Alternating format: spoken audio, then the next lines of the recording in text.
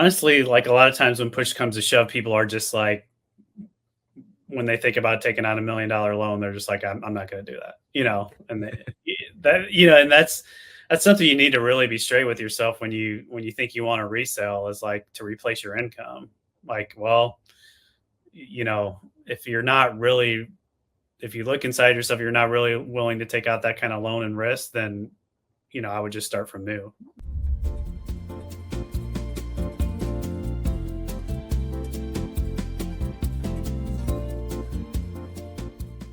What about resales that are really profitable? You want to talk about that and paying a higher price and like that one comment that we got that one time when the person was like, "It's selling for 1.1. That's so expensive." What's the reframe around that people should be thinking about that? Yeah, I mean, so in general, in the like business brokerage world, when you look at a business and how it should be valued, it is generally a multiplier of the seller discretionary earnings, which is net profit plus any add backs that the owners are receiving from the business. Bonuses they're paying themselves, like writing off a car on the, whatever it may be. It's basically the total earnings of that owner in a given year. And it's, usually go back 3 years. So usually it's anywhere from between a 2 and 3.5 times multiplier of that seller discretionary earnings.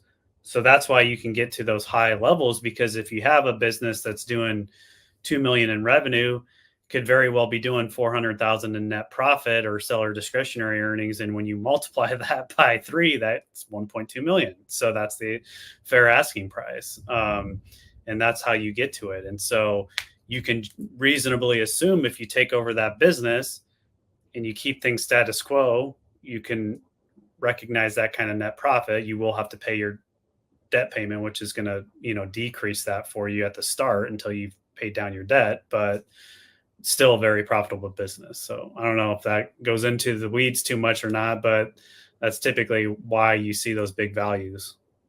Yeah, and I think you hit it like nail on the head.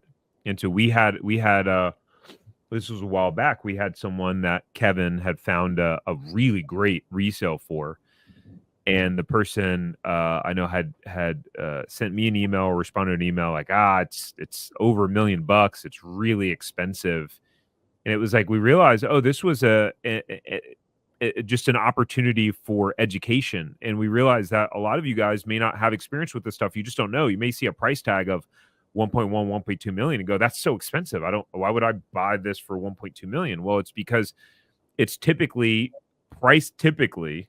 This is why due diligence is important.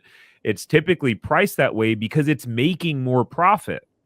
So if you're saying, I want to buy a business or resale that I can fully replace my income with, right? As an example, and you're making, for easy number sake, 100 grand a year in your job, right? So you're like, we have a conversation. You're like, if I could find something that I made 100 grand a year, I would walk away tomorrow, right? Cool. Awesome.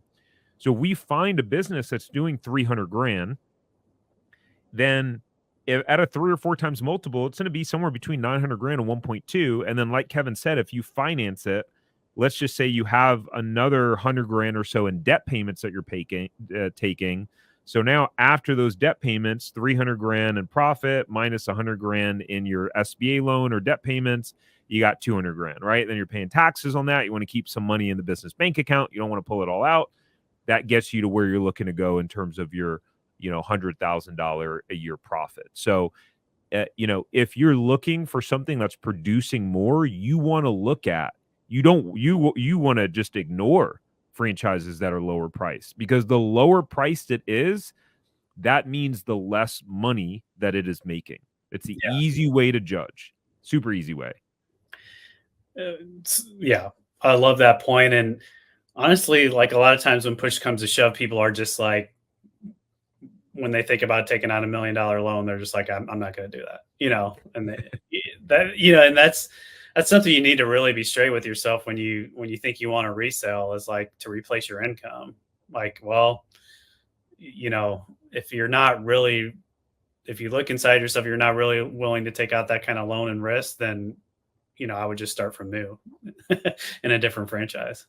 If you enjoyed this short clip from the podcast, you can check out another short clip right here. Or if you want to watch the full episode of this podcast, you can watch that here. And remember, knowledge is not power. It's applied knowledge that's power. Take care. Have a great rest of your day.